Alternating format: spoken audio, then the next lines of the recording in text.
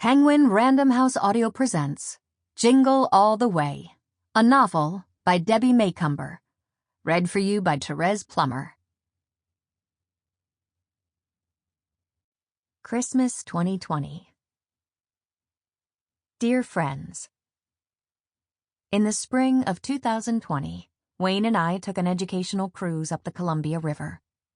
This was not the luxury cruise I had expected. It was more like adult summer camp. No swim deck, no phones, no TV, no internet, but lots of fun. 2 great book ideas came from this experience, one of which you are now listening to. Wayne and I have traveled up the Amazon, and several of the experiences mentioned here are ones we participated in ourselves. We've also been to Antarctica. Wayne likes to take me to exotic locations that don't take credit cards. We're at the point in our lives when we want adventure before dementia. This book is dedicated to Nancy Jacuzzi. Yes, that Jacuzzi. We met on a tour bus on our cruise in South America, became instant friends, and have traveled together on 2 other tours. It was with Nancy that I went kayaking in Antarctica. And yes, there were whales. And penguins, and seals. She is a dear and treasured friend. I hope you enjoy the story of Everly and Asher, and may your holidays be merry and bright. As always, one of my greatest joys as an author is hearing from my readers. You can reach me through all the social media platforms or by snail mail at P.O. Box 1458, Port Orchard, Washington, 98366. Holiday Blessings. Debbie Macomber. Chapter 1. Everly Lancaster was ready to explode.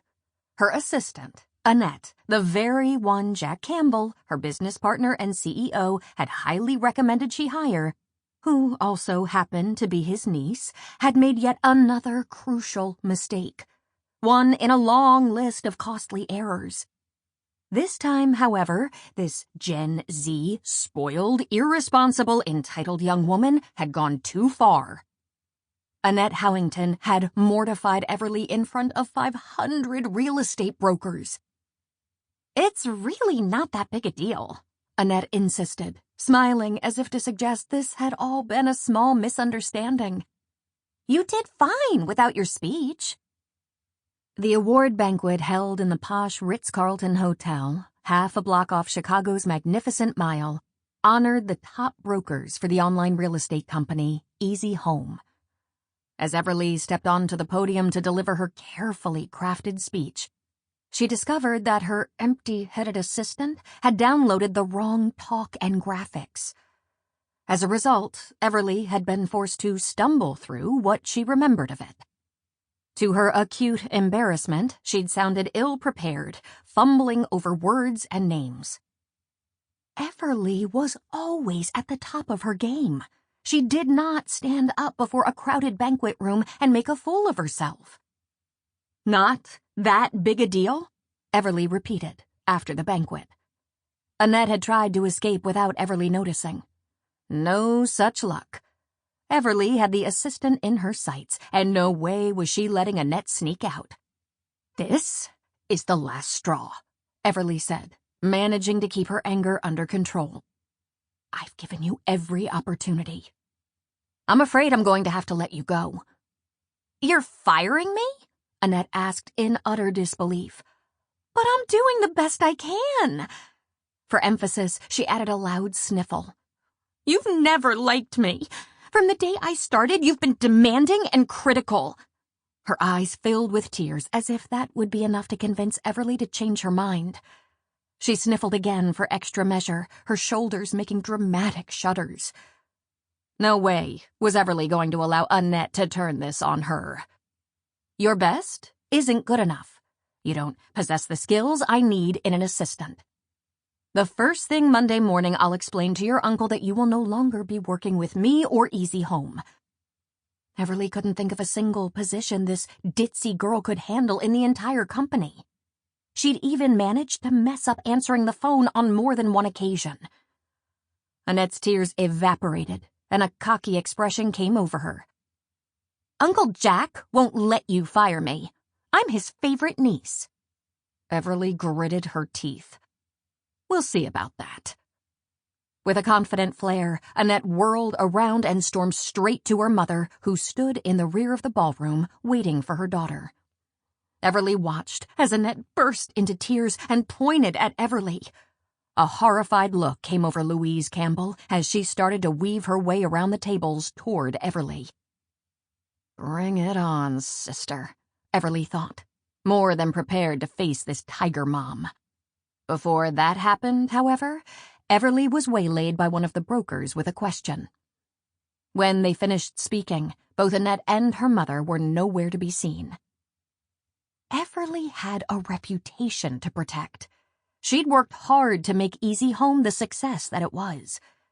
What Annette said about Jack defending her was a worry, but nothing she couldn't handle. The problem was Jack and his easygoing, everything-will-take-care-of-itself attitude. They'd met in college while getting their business degrees. Jack was the creative mastermind.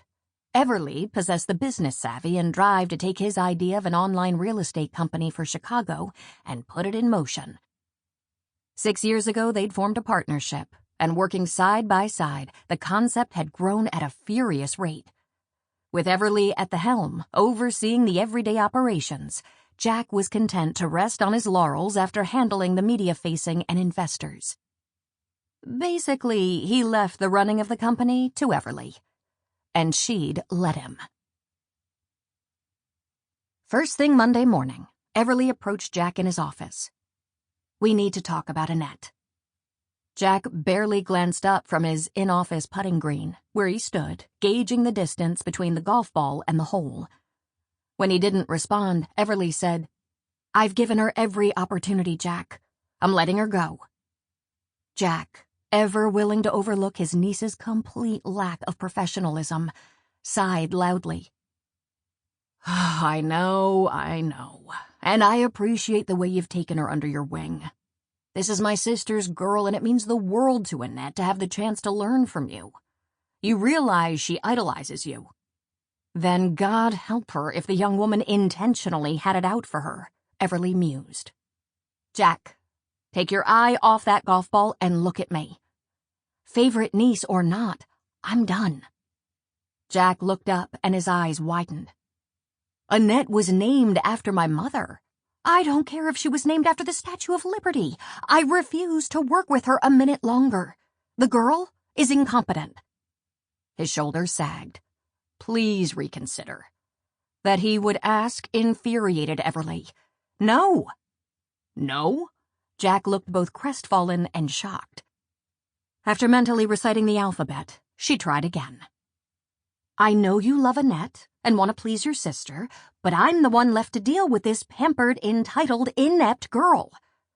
Jack pretended not to hear and did a couple of practice golf swings. "I'll think on it," he said, as if this was his decision. Which was so Jack. He had tunnel vision and refused to deal with unpleasantness, especially anything having to do with his family. "Great. You want to keep Annette working here? Then I have an idea," Everly said with an exaggeratedly cheerful note. "Make Annette your assistant." I can't do that," Jack insisted, leaning against his putter. "Marianne has worked with me from the beginning. Besides, Annette is family." To his credit, Jack looked uncomfortable. When he glanced up, a pleading expression came over him. Everly knew that look. He was trying to figure out a way to change Everly's mind. That wouldn't work. Not this time. Jack smiled. "I know you're upset, and you have a right to be. It was a silly mistake, but Annette apologized." Silly mistake? She apologized? If he defended this nitwit one more time, Everly was going to walk out the door and leave the running of the company to him, and see what he had to say then. "You're not listening to me, Jack. I have reached my limit." Jack stared at her for a long moment. "I'm pleading with you, Everly. Give her one more..." Sample complete. Ready to continue?